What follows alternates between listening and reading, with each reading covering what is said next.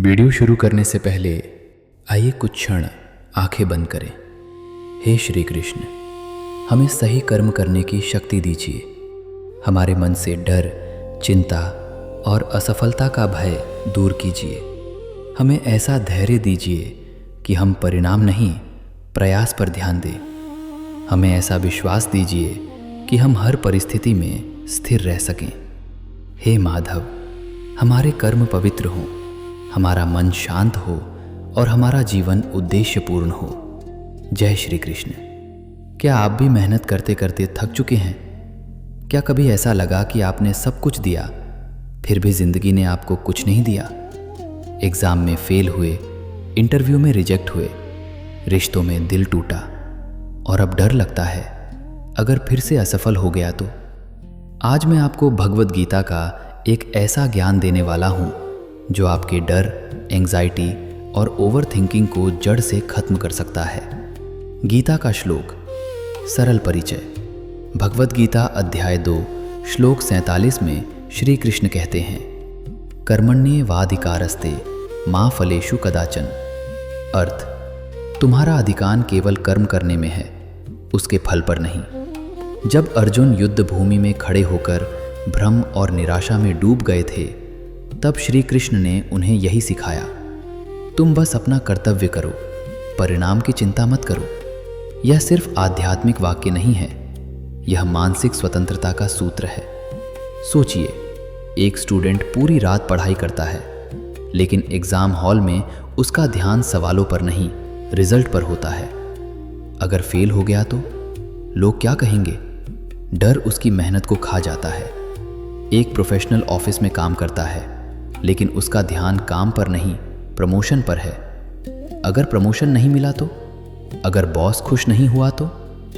और यही चिंता उसकी क्षमता कम कर देती है। श्री कृष्ण का संदेश है, जब तुम परिणाम से चिपक जाते हो तब तुम वर्तमान से कट जाते हो, और जब वर्तमान से कट जाते हो तो सफलता भी दूर चली जाती है। कल्पना कीजिए, एक लड़का है रोहित। रोहित ने 3 बार सरकारी एग्जाम दिया, तीनों बार असफल। चौथी बार फॉर्म भरते समय उसके हाथ कांप रहे थे। वो सोच रहा था, शायद मैं इसके लायक ही नहीं हूं। एक रात उसने गीता का यह श्लोक पढ़ा, कर्म करो, फल की चिंता मत करो। उसे समझ आया, वह पढ़ाई सफलता के लिए नहीं, डर से कर रहा था। वह मेहनत ज्ञान के लिए नहीं, रिजल्ट के लिए कर रहा था। अगले दिन उसने निर्णय लिया, मैं बस पूरी ईमानदारी से पढ़ूंगा, रिजल्ट भगवान पर छोड़ दूंगा। धीरे धीरे उसका डर कम हुआ, आत्मविश्वास लौटा, ध्यान गहरा हुआ और एक दिन वह सफल हुआ। लेकिन असली जीत नौकरी नहीं थी, असली जीत थी डर पर विजय। एक लड़की थी, नेहा। नेहा हमेशा अपने आप को दूसरों से कम समझती थी। कॉलेज में, ऑफिस में, हर जगह जब भी कोई मौका मिलता, उसका मन कहता, तू नहीं कर पाएगी, लोग तुझसे बेहतर हैं। धीरे धीरे उसने कोशिश करना ही बंद कर दिया। एक दिन उसने गीता का यह श्लोक सुना, मनुष्य स्वयं अपना मित्र है और स्वयं अपना शत्रु। उसने पहली बार खुद से सवाल किया, क्या सच में दुनिया मुझे रोक रही है या मैं खुद को रोक रही हूं? उस दिन से उसने एक नियम बनाया, जब भी मन कहे नहीं होगा, वह तुरंत बोलेगी, क्यों नहीं होगा? छोटे छोटे कदम, छोटी छोटी जीतें, और धीरे धीरे वही नेहा जो खुद को कमज़ोर समझती थी, अपनी कंपनी की टीम लीड बन गई। उसकी सबसे बड़ी जीत प्रमोशन नहीं थी, उसकी जीत थी अपने मन पर नियंत्रण। व्यावहारिक जीवन में कैसे लागू करें? एक प्रक्रिया से प्रेम करो, परिणाम से नहीं। अगर आप काम सिर्फ तारीफ के लिए करते हैं तो जल्दी टूट जाएंगे। अगर आप काम विकास के लिए करते हैं तो अजेय बन जाएंगे।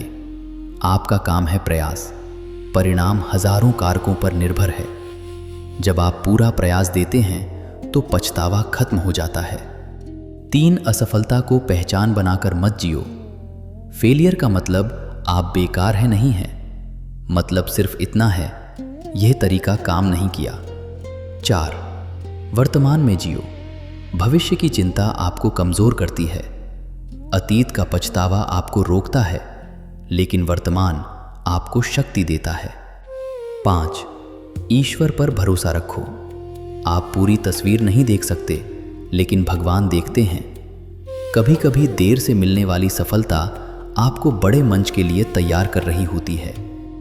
अगर आप आज हार महसूस कर रहे हैं तो याद रखिए, समस्या परिणाम नहीं है, समस्या परिणाम से आपका लगाव है। जब आप निष्ठा से कर्म करते हैं और फल ईश्वर पर छोड़ देते हैं तो मन शांत हो जाता है, डर खत्म हो जाता है और आत्मविश्वास जन्म लेता है। आज से संकल्प लीजिए, मैं कर्म करूंगा, पूरी ईमानदारी से करूंगा, परिणाम की चिंता नहीं करूंगा। अगर यह वीडियो आपके दिल को छू गया है तो कमेंट में लिखिए जय श्री कृष्ण। चैनल को सब्सक्राइब कीजिए ताकि हम मिलकर गीता के ज्ञान को जीवन में उतार सकें। याद रखिए, जब कर्म शुद्ध होता है तो जीवन भी शुद्ध हो जाता है। जय श्री कृष्ण।